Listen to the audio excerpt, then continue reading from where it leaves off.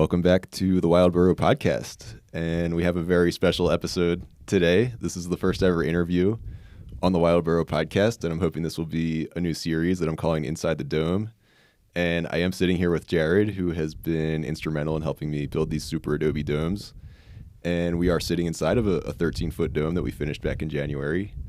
So I'm really excited to have Jared here. You've been a huge part of this building process, obviously. He's a very experienced super Adobe builder. You've been teaching courses for 3 or 4 years, I believe.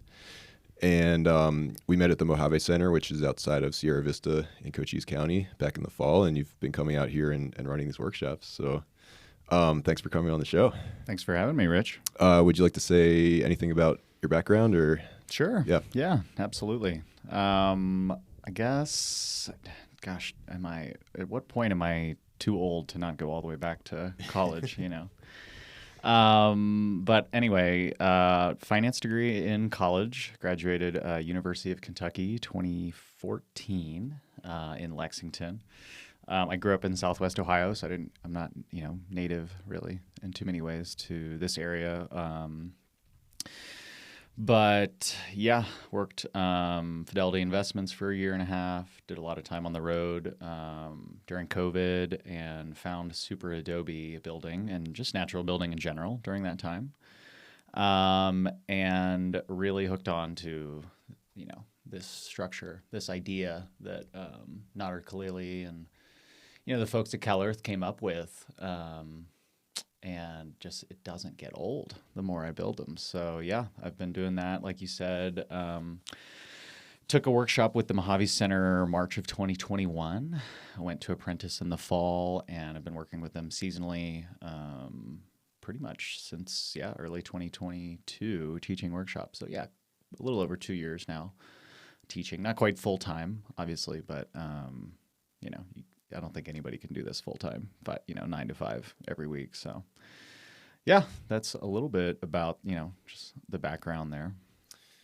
Cool. And you mentioned you had a degree in finance. So this is really what I want to focus on this interview series is a lot of the people I meet at these dome builds, it's like, how are you out in the desert building these domes out of the earth, and a lot of people I've met at these workshops have left like kind of a more conventional path in life or like a more secure situation and taken a big leap into the unknown. So I kind of just want to hear your story. Like, how did you go from being in the finance world to being out here teaching these super Adobe workshops? Yeah, definitely there's a period of transition there, and it's not direct. I think much like a lot of folks, if you ask them 5 years ago, what do you think you'll be doing in 5 years? It's kind of feels like it could be a fruitless endeavor. You just never know where you end up. So finance was always something for me I was interested in. I started investing in my own brokerage account probably when I was like 15, 16. Wow. Yeah. So been investing for a long time, I guess. And that's relative. Not a long time, but yeah, started at a young age. I think I didn't declare a major at school until like end of my sophomore year, basically as late as I possibly could. I think I kind of knew I wanted something in the business school, but I just kind of picked finance because it had not too much accounting and, not too much calculus either, which was helpful. A lot more math in the engineering kind of world. But yeah, I started working for Fidelity Investments like right out of school. Pretty much I moved to Denver, Colorado. So that was kind of a big move for me. Drove across the country. I knew one person in Colorado when I moved there. But started working with Fidelity full time like late 2018, early 2019. Client services was tough. It's a lot of it's like working the phones. Definitely an entry level position, but within probably like, I don't know, 8 or 10 months, I was taking on like more specialized, roles, working with really like some of the like more esoteric retirement accounts, simple SEP IRAs, self-employed 401ks, that kind of stuff. And I just, especially during the crash in like March of 2020, April of 2020, I had been burning out. That's why I was kind of transitioning to less phone heavy roles. But yeah, started really burning out during the crash. Long wait times, people coming in upset. There's only so much patience people have. It's one thing when you're calling your dishwasher's broken and people have a certain demeanor. They talk to you on the phone. It's a different thing when they call you and they're talking about their life savings. Yeah. But there's a level of seriousness too. I think that people, they're very much looking for an answer, and they're not okay with just letting it be. Yeah. When they're talking about their life savings. So.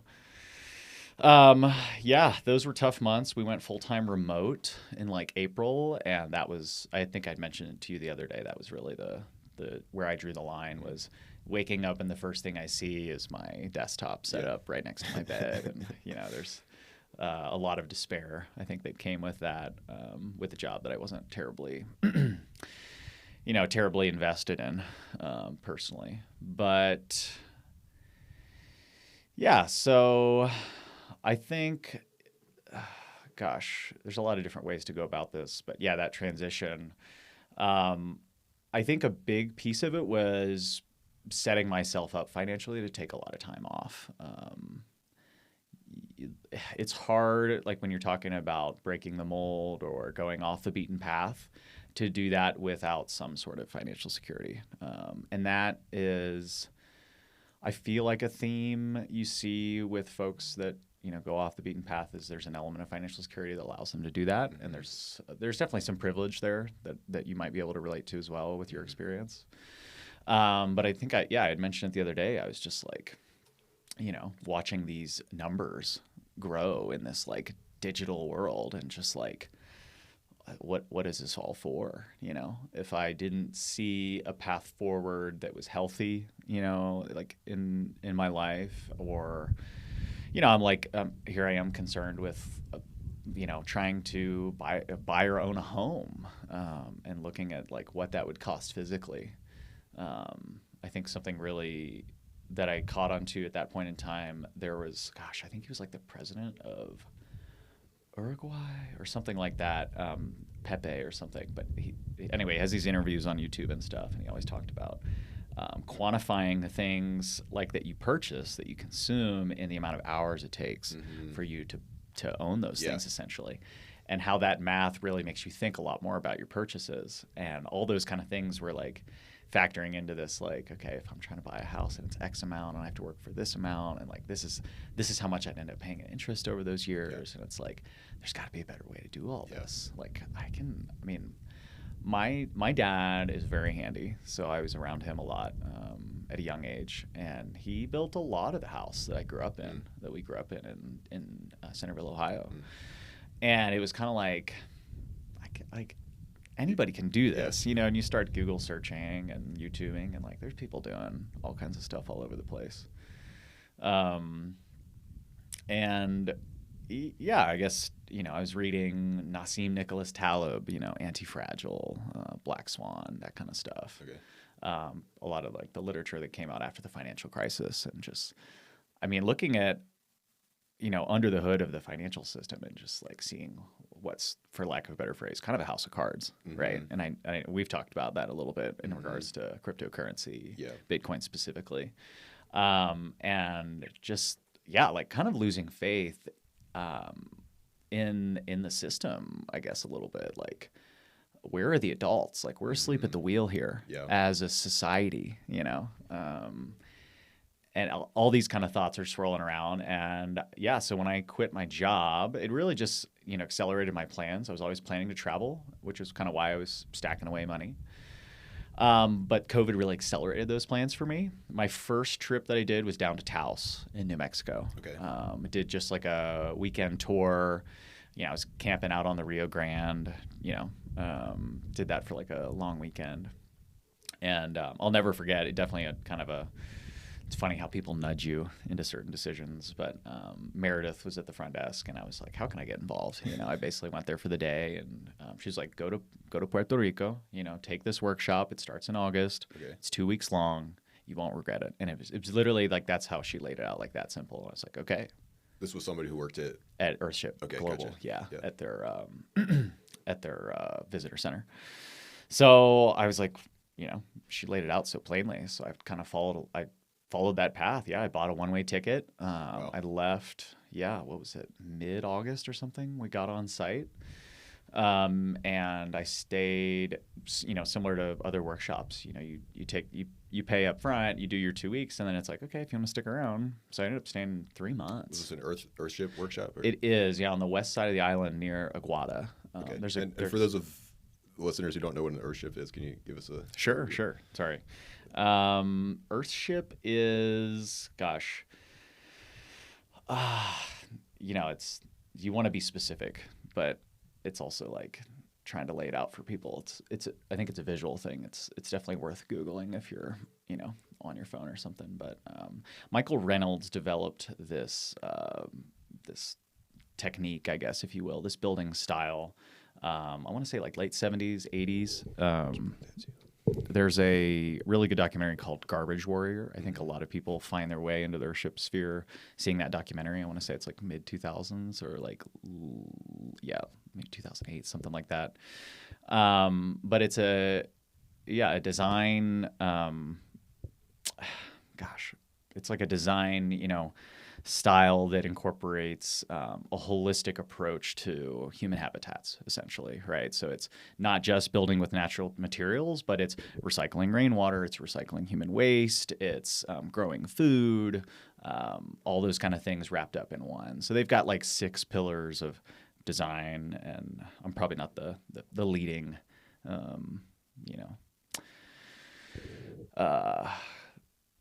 authority on talking about Earthship, but I found my way down there, and it's a project called Earthship Taíno Soy. The Taínos, it's a indigenous tribe to the Caribbean islands. It's kind of a play off of that, I suppose. Okay. But the Chaparro family, who I believe still owns and is involved in the operations, Carlos, and at the time his wife. But anyway, I stayed on. It's a 40-acre property practicing permaculture principles as well. So that was also kind of a opening into the world of, plants and natural vegetation, flora and fauna, how all that interacts. So it's just kind of opening up all those doors in kind of that sphere. But I stayed on 3 months until Thanksgiving.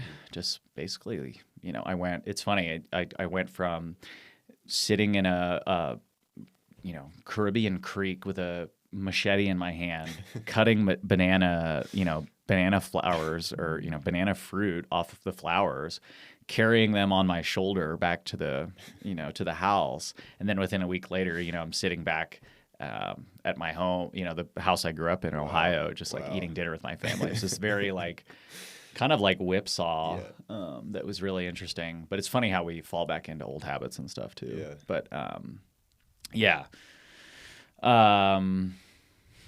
I feel like I'm way off track. No, you're on track. So you leave your job. What led you to Earthships, or what was? Did you do a lot of research into different places to go, or how did you settle on Taos? Well, Taos was a quick drive from Denver. I think I was there in less than 5 hours, like 4.5 hours to get down there.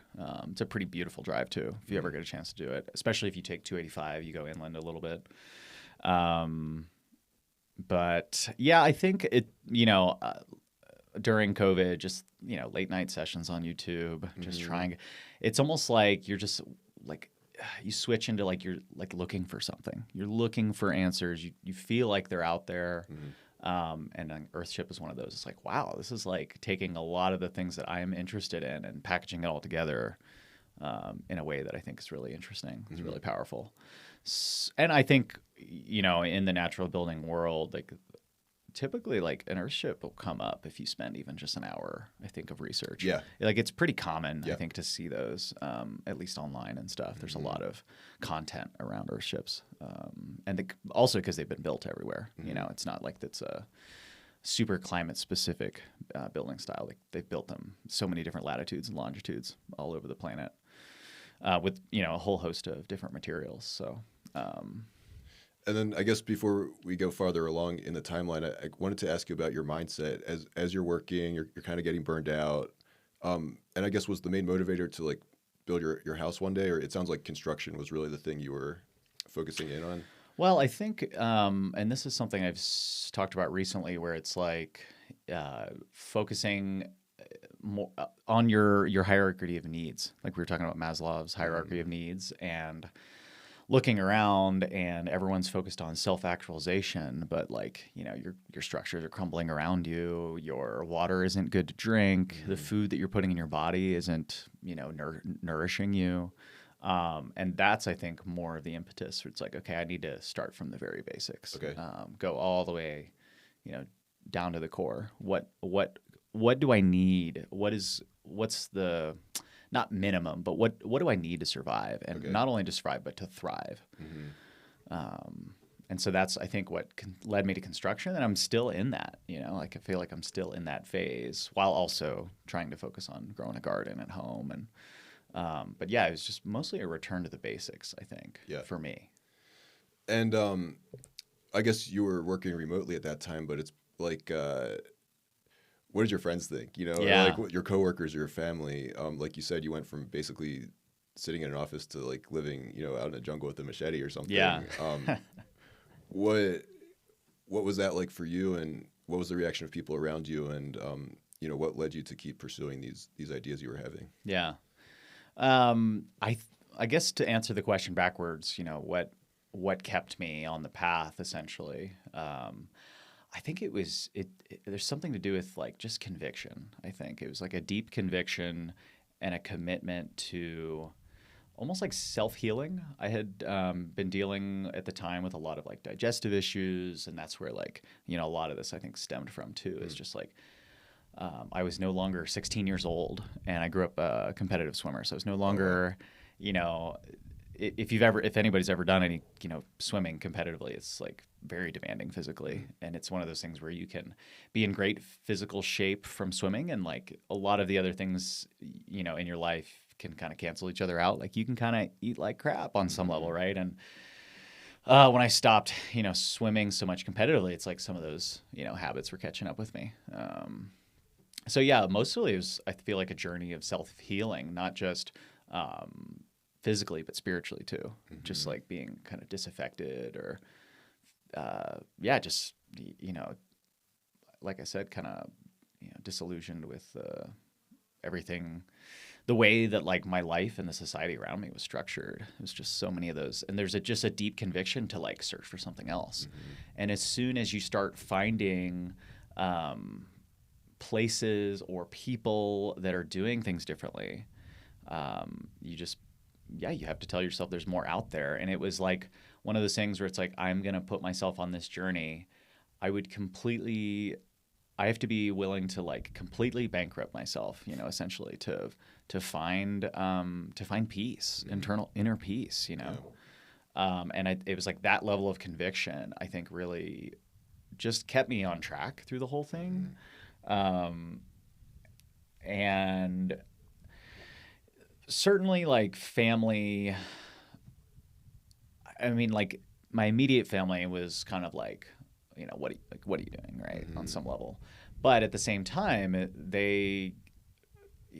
it was almost like, hey, you're on your own dime. So like, if I'm not supporting you, it's not really you know what I mean? You can kind of do what you want. And so they gave me that leeway. And I think that was really valuable, but still questioning, I think, with a fairly healthy dose of skepticism along the way.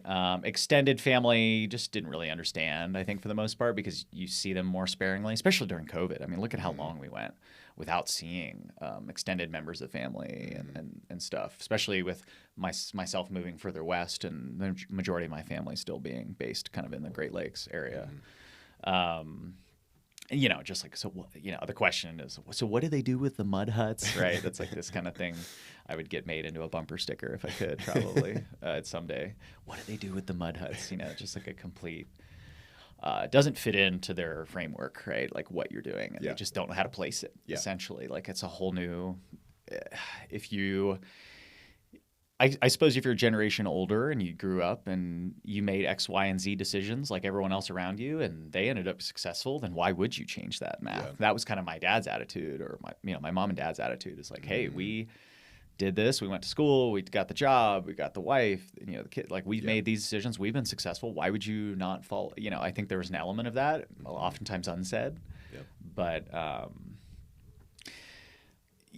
mean, friends, some of them were just like, it was during COVID too. There's a lot of moving around. There's a lot of people making big lifestyle changes. I think a lot of people thought it would be a fad for a while, that I would just go do these things, find what I was looking for or not, and then just return back to society. I think that's what people were waiting on for the most part. Yeah. And I was just always there to remind them, like, I'm in this, like this is, I'm exactly where I need to be, kind of thing. Yeah. So you went to Puerto Rico. You must have been having positive experiences to keep going on that. I mean, do you want to talk a little bit about that? Like you said, some doors were opening for you. Yeah. Was that like inspiring, or for me, sometimes just taking that first step out of what's known and comfortable can be the hardest, but also the most like mind opening. Do you want to talk about your experience with that? Yeah, I think it was one of those things where you get into a workshop with like 30 people you've never met from all walks of life, different backgrounds, different ages. And similar to what we've done here, we had like largely a frictionless experience. Wow. All these people came together for a common goal that we didn't have any, maybe a little bit of previous knowledge. There were some experienced people there, but we still had a desired end result and came together, and there wasn't like this like bickering and just all the there's a lot of that during COVID. Like it was messy there for a minute. So seeing all those people come together and just being exposed to just all these different disciplines in the world of, call it regenerative agriculture or call it natural building, and all these, I think once you start connecting with folks online, that web really is big, actually, when you find your way in there. It's funny how the algorithm's always steering you away sometimes from that, but I think a lot of it too, I was reading books at the time. I'd mentioned Anti-Fragile, Nassim Nicholas Taleb. That's like classic. When I read that, changed how I thought about numbers and finance. Another one that really changed how I thought about my role as a human being in the world was actually Ben Falk, the guy Whole Systems Design, wrote a book, and I think I've got a copy, The Resilient Farm and Homestead. And here's a guy like up in the Northeast. He's in like north central Vermont, I want to say, and just laid things out in a way that I had never seen. Like talking about a chestnut tree as an investment, and like once that tree's planted, you've got a high dollar, within 10 years, you've got a high dollar crop that you're getting hundreds of pounds of, and then after 40 years of that, you have very valuable wood. And it's like, if you look at that asset in a sense, like over 50 years, it's like the return on investment's at least as good as buying Amazon in 2001. Yeah. And like that was the kind of like laying things out like that for me was like, wow, I've never read this in any of my books in school. Yeah. Like no one's ever framed it like that for me. And I think at one point in the book, or ancillary to that, it was a conversation about keystone species in different ecosystems. Okay. And, for example, like something, look at like, California condor or something, right? Or not that that's, there's probably better examples, but human beings, if we're going to consider ourselves as a keystone species, and you can argue whether that's, good for the world or not. Anyways, we don't have to get into that, but it was like, what is my role as a human being if I'm to participate in this ecosystem, whatever ecosystem it may be? And it's like, on some level, my directives are to increase biomass and increase biodiversity. And that was something that, like, I think I was headed towards a path and kind of thought I knew where to go. But when I read that and that really sunk in, it was like, okay, I have a task. I have a job to do now. Okay. And it was like, for me, that was honestly a pivotal moment in like my own inner healing. It's like, okay, Wow. that's the goal that I'm going to work towards. Wow. That's something that feels like it's setting up multi-generational wealth, right? Yeah. In more ways than just financial. Right. And yeah, it gave me a day-to-day. Like if I each day made a decision or an action towards increasing biodiversity, increasing biomass in the world around me, it's like then I felt like that was a successful day. Wow. So I don't, I hope that resonates with some folks, but that for me was super core to my identity shift, I suppose. Wow. And when did that did that happen in Puerto Rico? Or? It did, yeah. Okay. The place, the property on site had a small library, and I love that when you find yourself. When I did my permaculture design course in Rancho Mastatal in Costa Rica, they had a wonderful library as well. So I was finding myself into these libraries at these like off-grid, properties essentially, and just finding books that you wouldn't find at maybe your local library, that kind of stuff.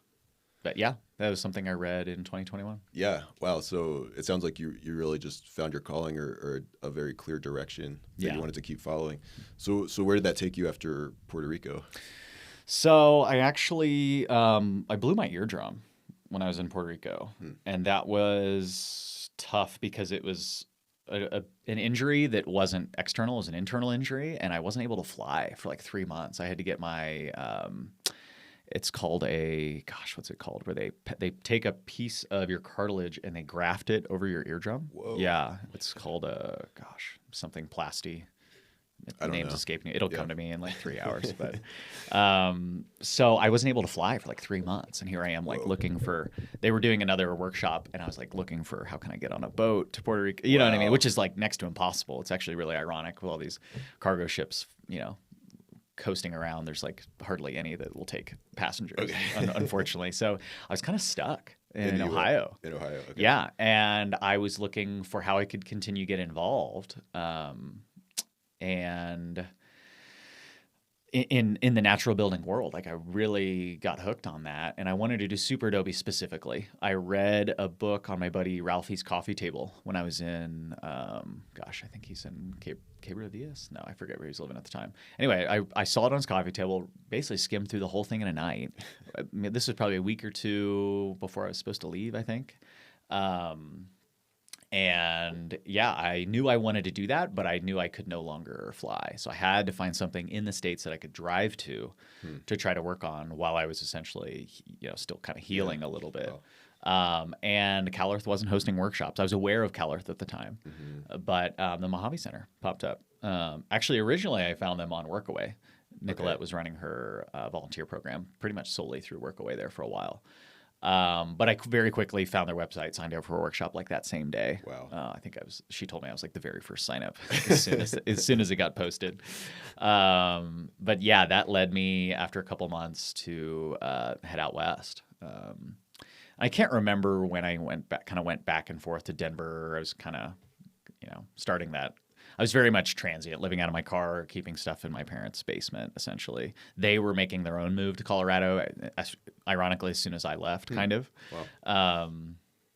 And yeah, so I had a place to keep my stuff, and I was pretty much on the road, not really any income, for a little over 2 years. Wow. And that was, kind of the start of that. So, went out to Mojave Center. First workshop with them was March of 2021. They had just gotten halfway through their like larger Oasis kind of dome complex, 3-dome complex. And yeah, I was like backpacking in between at the time. I was getting really interested in like outdoor pursuits. I was climbing with friends and all that kind of stuff. But there's the wind. Yeah. The domes are not totally closed off from the elements yet. So. Yeah. Do you want to give a quick overview of the Mojave Center and where they were located at the time and what they're all about? Totally. So the Mojave Center is a educational, 501c3 nonprofit focused on natural building education rather. Started by a few good friends of mine, Ian and Nicolette. The original property was about an hour west of Vegas, Las Vegas, on the south end of the Pahrump Valley. So a little bit more northern in the Mojave. Very desolate, very challenging climate. It's like 3 inches of rain if you're lucky in a year. The Mojave is like really challenging. It's you'll get lows in the teens and highs in like 110. Wow. So you have 100 degrees Fahrenheit temperature change in a year, right? Which is pretty crazy. Yeah. It's like totally dominated by creosote. It's like there was not anywhere near this much vegetation when that site was established. So yeah, I mean, that was the original site. We built there into 2023. And then, county crackdown and all that kind of stuff with, unpermitted structures, blah, blah, blah. Some bad neighbors. It was only not even quite a 3-acre parcel. It was like 2.73 acres. So there were neighbors that were, is starting to get a little hot, I guess. The social dynamics too, which is a theme I think that we've talked about, that ultimately the social dynamics is the hardest thing to overcome with any project in the regenerative or like natural building space, it seems like, given enough time. So yeah, they Ian and Nicolette found this property in Cochise County, which is where we are currently, about an hour and a half from here, near Hereford, like 20 minutes east of Sierra Vista, 30 minutes east. And they purchased that property last year. Right. Yeah. About a year ago. Yeah, about a year ago. I want to say in March, and started building. We were doing some regular road building and stuff. I went out for a couple days with Noelani, and got started. I think their first workshop was like June or July, something like that. But here they are about a little over a year later, and they've got like, I think 8 or 9 completed domes, at least to some degree. The project is now called Casa Zata. I think it's important to kind of at least delineate the two there. While the Mojave Center educational nonprofit kind of is still continuing. The name of the project is Casa Zata. It's going to be a single family home. It's about 2,200 square feet, depending on the most recent plans, but it's basically 25 or 26 domes like this, connected via hallways, all done workshop style, with the opt-out permit that Cochise County has. Mm-hmm. So when you showed up there, I mean, you eventually became an apprentice there. How did that come about? Yeah, I think after that first workshop in March of 2021, I was really hooked. That for me was a very reassuring experience that week. Again, totally frictionless workshop. We all got along so well. We were so hungry for new social interactions about a year into COVID that I knew I was like exactly where I needed to be. Wow. And it just happened to be out in the most desolate desert with, 10 people I'd never met in this really intimate space. Conditions were less than favorable. We were like, there was like an old couch, there was like an old table, and we're like stringing up lights and just making the best of it. It was just like this, just incredible, unforgettable experience. So I knew immediately that I wanted to come back. My buddy and I, we went hiking up in Zion and Bryce. Cool. I came back a week later, and we finished the large Oasis Dome, the 3-dome complex. Okay. And I think Nicolette kind of knew I had taken to it, Ian as well. And just based on the project and the scale of what they were trying to accomplish, and obviously still are accomplishing, they wanted to open up an apprentice program. It's not uncommon to see in the natural building world apprentice programs, and basically longer time frame learning experiences. Because while what you can do in a week's time is amazing, there's still a lot of work to be done after the structure goes up. So I came back in the fall. I want to say I got on site like September 1, early September. Still pretty warm at that point in time of the year. But I was one of the first apprentices myself in Carina. We were the first set of apprentices in the fall of 2021, and we did 6 domes in 5 weeks. We were just building, Wow. building. Yeah. We That's did all these like little amazing. 8-foot diameter for sleeping nooks, essentially. Oh, okay. We needed more shade, one, but we needed comfortable places for people to sleep. Because, Yeah. if you look around, you had to go help a tent yesterday Yeah. that had flown over. It's wind is one of the bigger challenges. It is. Yeah. Absolutely. And certainly for morale, Mhm. not just the structure, but like, yeah, keeping the social dynamics. Like wind can cut a tear in that pretty Yeah. quickly. So yeah, we were building all these like little nooks. We needed a shower. We were like, the shower situation was, it was basically, honestly, like every 3 days we'd go to the hot springs. There's these wonderful hot Okay. springs. I don't want to give the full lat long on those, but yeah, the Tecopa Natural Hot Springs is like a 30-minute drive. Okay. We'd go there like every 2 or 3 days. And that was like Get literally, cleaned up. yeah, that was basically how I got cleaned up for 3 months at a time. Yeah. After I was living in my car, I figured out that I could finally lay the seats all the way down in the middle and sleep diagonal, and I had like just enough room to make it work. I'm thinking back, just imagining you, sitting in the office at Fidelity to Oh my gosh. being out in the desert, bathing when you can, and Yeah. I don't know, you were probably way happier and more inspired and motivated. It sounds like to me. Yeah. And I think too, there, like we talked about that element of privilege, but it was like, I didn't have, truthfully, like a ton of obligations at the time. Yeah. And that also, like, I worked with friends that had wives and Yes. kids, and Right. they were like, I can't just like get up and leave, kind of thing. And so I was like, well, I have to do this then, Mhm. like this is that opportunity in my life to make that change. Like, it's almost like looking forward in my life. If I didn't do that, then I would just regret it. Yeah. Terribly so. Yeah. And that wasn't worth that level of pain. Yeah. To regret not having done something. The common adage, you're sitting on your deathbed, and people always regret what they didn't do, not what they had done. Yeah. Wow. Now you also did a permaculture course in Costa Rica, correct? I did, yeah. When did that happen? Good question. So rewind a little bit. So I first took, beginning of 2021, a couple workshops. I went to Puerto Rico again in the summer, actually, May and June. And Nicolette came along. We did some like reconnaissance. We saw some cool projects. We went back to Earthship Taina Soy. We went to Finca Remedio in Utuado. We went to, now their names escaping me again. Plenitude PR is a really cool project where they've got super adobe domes as well, but more permaculture focused additionally. So we did that May and June. And then I think we went to Colombia. Yeah, that was the year we went to Colombia. Okay. So in addition to the Mojave Center, Ian, his background, he spent a lot of time in Colombia, the country. And we did a like 6-week, 5 of it was like backpacking, essentially through the jungles of Colombia. Whoa. His project's called Guardian Medicines. So yeah, that was 6 weeks with those guys again, strengthening those relationships.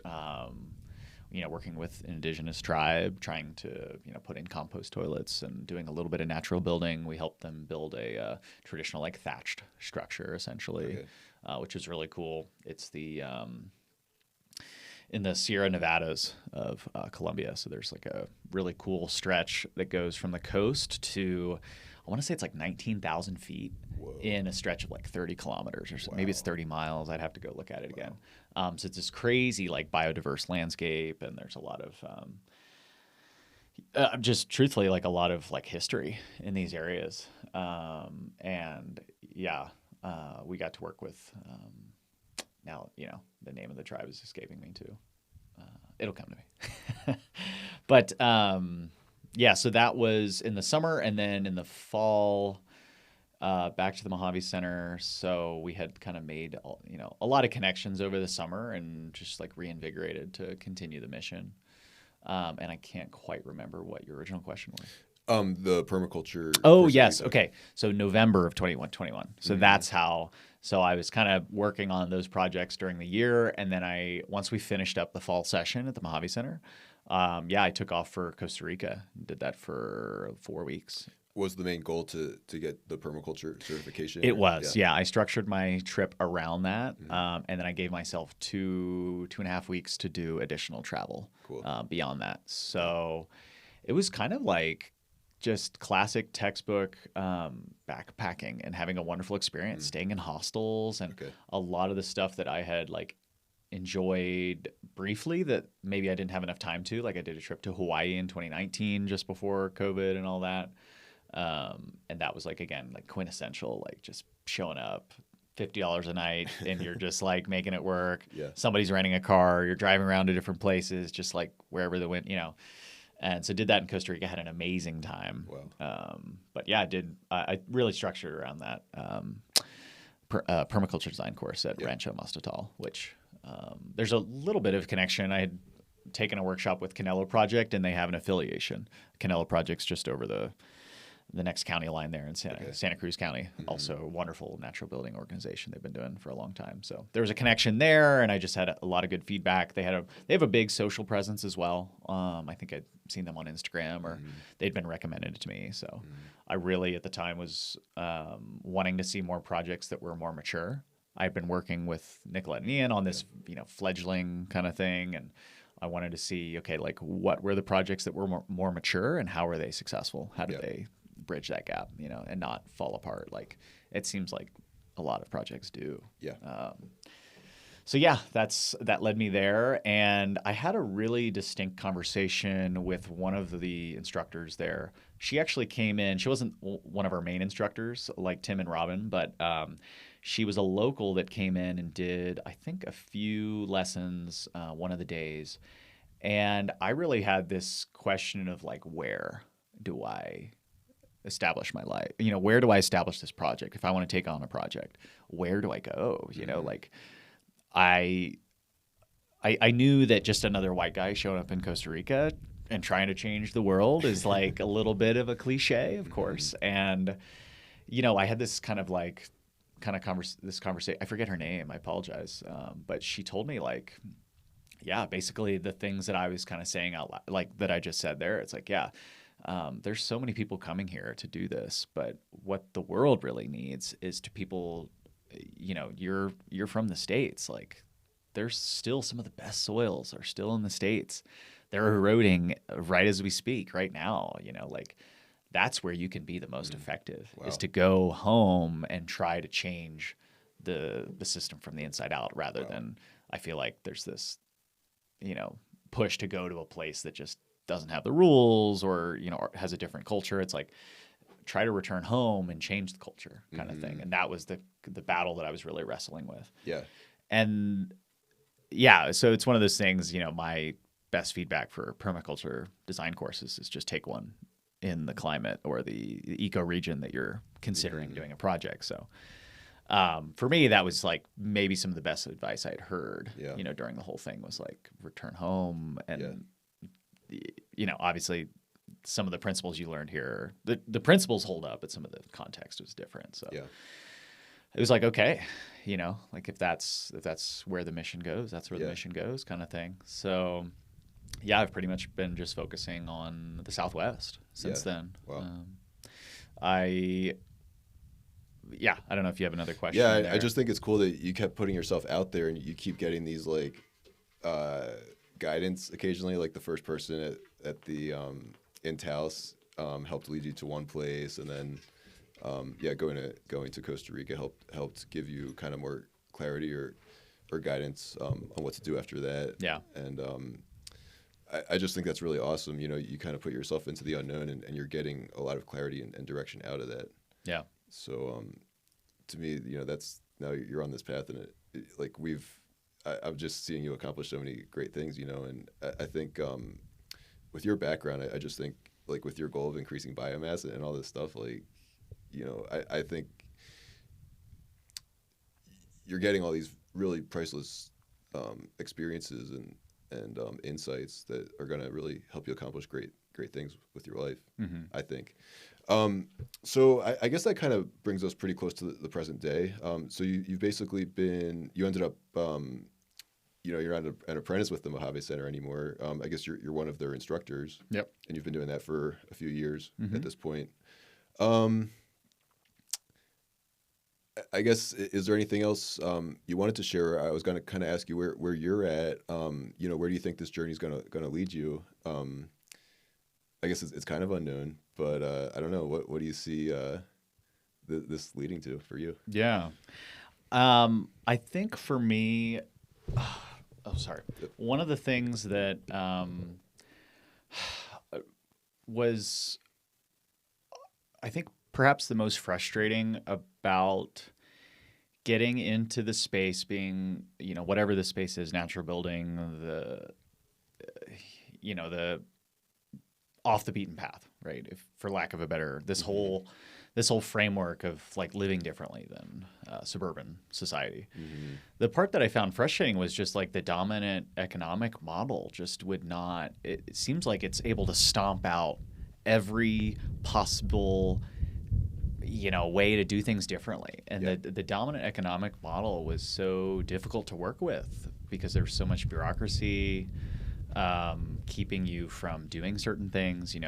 Pretty much like the book Joel Salatin, Everything I Want to Do is Illegal, if you're familiar.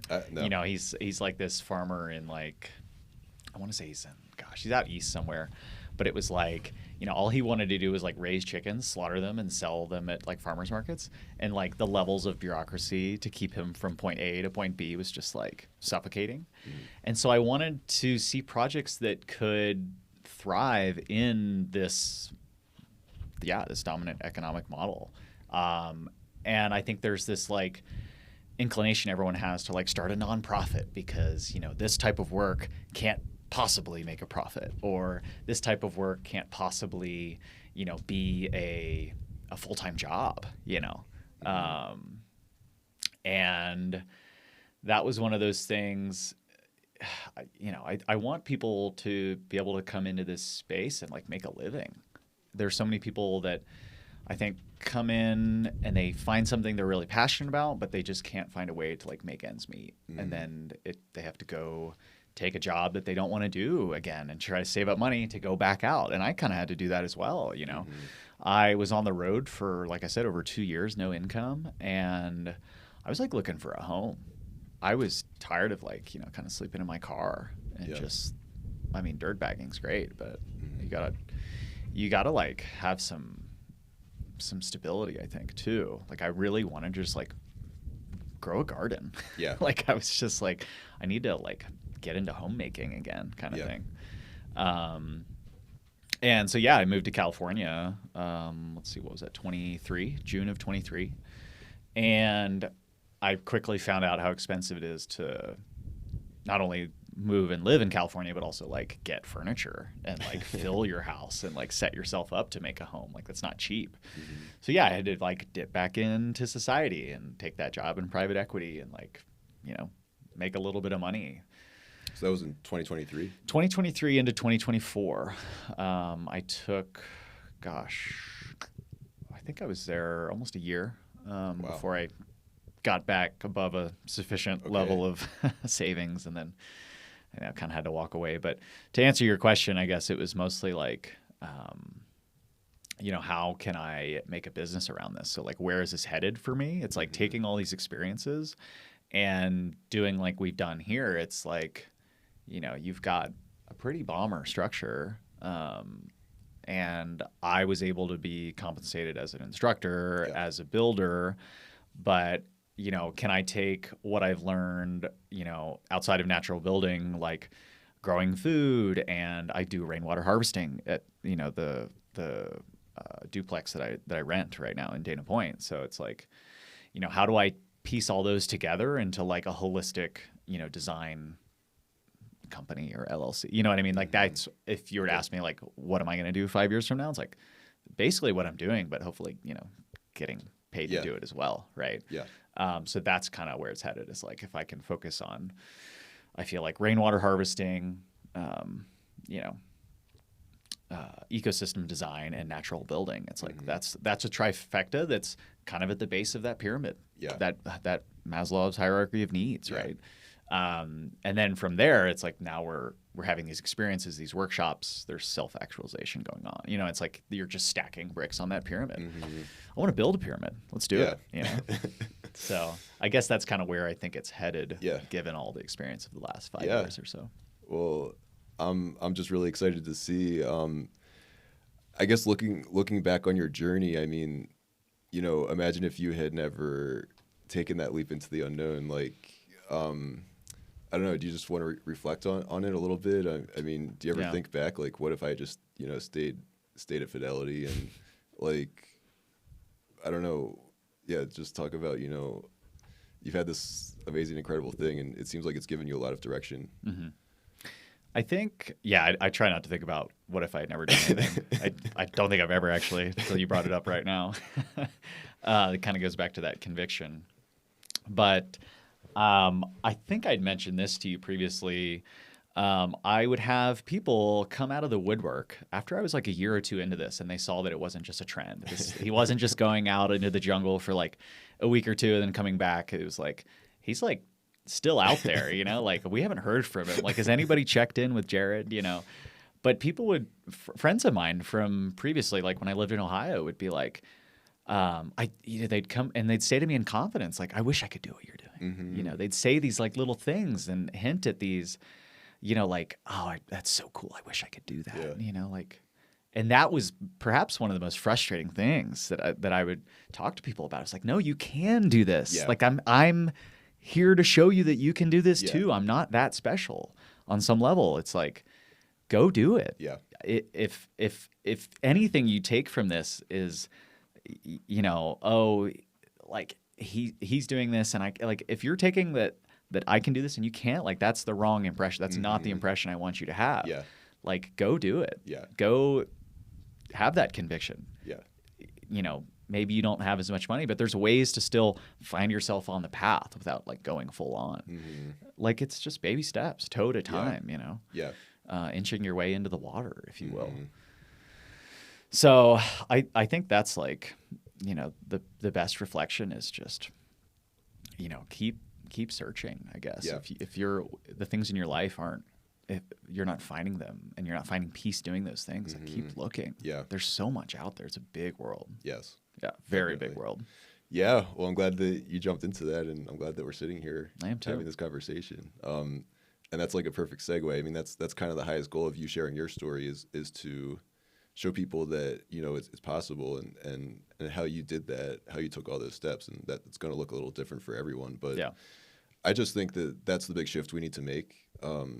We need to be doing what we really want to be doing. This is what we were talking about last night around the campfire. Yeah. And I feel like here with this project, we're like kind of just starting to scratch the surface of what's possible. But I want to see self-actualized people out there. Yeah. Like I want to see the full versions of people, and just seeing you up there on the dome, like running the workshop. I'm just like, I feel like I'm watching you do what you're really good at. A lot of people have commented how much positive reinforcement you give, and how patient you are, and that's been a huge contributor to the success of these projects. So Clearly they caught me on a good day. No, it's really cool. One of the things my very first instructor for Super Doughy told me, and this was about a year after the fact, he came out and helped with another workshop. Actually, I think Lonnie, the one we did, it was a dome camp, like April of 23. And he said to me, he was like, look, I've taught hundreds and hundreds of students. He's like, the conversion rate of people that I teach that then go on to teach is like 1%. He's like, it's honestly, it's really, I think, difficult as an educator to not pass on the torch. And that's, I feel like, often the case with, not to put Callerth on the spot, but like, folks that go through natural building workshops, or they'll learn something, but like we need more handing off of the torch. And essentially, like, for me, having done this for a few years now too, and then to bring on a guy like Peter, right, this past year, a guy who's, he was like a rocket scientist, basically. Yeah, literally. Not literally, yeah, right. So then for him to get psyched on this, to come out, and like now he's, helping with the build, is like really cool for me to see. And it's like, wow, if I can pass on the torch too, then this is teaching. This is educating at its finest. If like, who I'm teaching can then teach others. It's like, that's what it's all about. And that's really cool, because you talked about like wanting to make an impact and stuff, and that's a huge impact. Yeah. Because you never know what that's going to lead to, and all the people coming through, all the hundreds of people who've come through all the workshops you've been a part of. You Right. know, that's really making a huge impact. That's the idea. Yeah. Well, thank you so much for sharing your story. Thank you, I got a Rich. lot out of that, and I hope the listeners did I do as well. too. Yeah, and I hope you had a great experience this spring. I think you have a lot to be proud of. We both do, and a lot to be grateful for. This has Yeah. been a wonderful couple of weeks here. Yeah. And yeah, just a great experience for everyone that came out. I think it's puts a lot of hope in people's hearts when they come out and they see things like this. In real life, they put their hands on the walls and they walk away, and it's a physical manifestation of all the work, Yes. all the sweat, all the calories that we ingested. It's Yeah. like it's right here. It's in the walls. Yeah. And here we are. Yeah. Well, Jared, thanks so much for being here and doing this interview. You're a great person to be the first person on this podcast. This has been a very important life moment for me building this house, and you've obviously been instrumental in that. So I just really appreciate you telling your story. Well, thank you, Rich. I appreciate you having me, and I'm glad we made this happen. Yeah, me too. Okay, we'll talk to you all later.